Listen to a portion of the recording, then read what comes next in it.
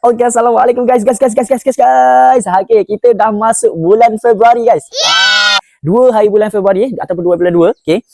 Kalau nak diikutkan sebelum ni pada tahun 2025 saya dah ada buat target untuk turunkan berat badan guys. Okay.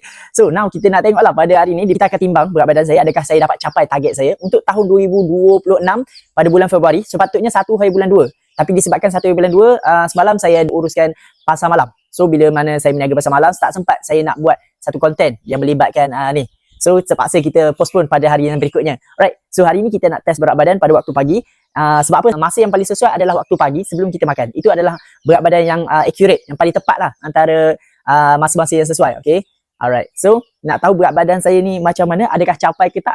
Kena tengok lepas ni guys. Kalau nak diikutkan sebelum ni pada bulan Disember, sebelum ni adalah 70 lebih. Dalam 78 ke 77 macam tu saya tak ingat, tapi 70 lebih lah. Tapi bila mana masuk bulan 12 hari tu, saya dah cuba konsisten dengan diet dan exercise, pelbagai jenis exercise lah. Jogging, semualah, cardio dan banyak lagi. Right.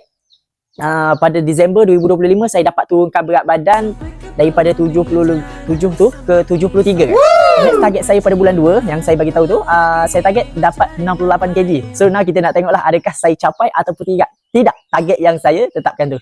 Let's go guys. Okay, jom kita cari penimbang dulu. Let's go guys. Alright. Ush, bersepah ni bilik. Mana tak mana timbang-timbangan penimbang kita. Jom. Yes! Okay, now penimbang dah ada. Jom kita buat. Let's go.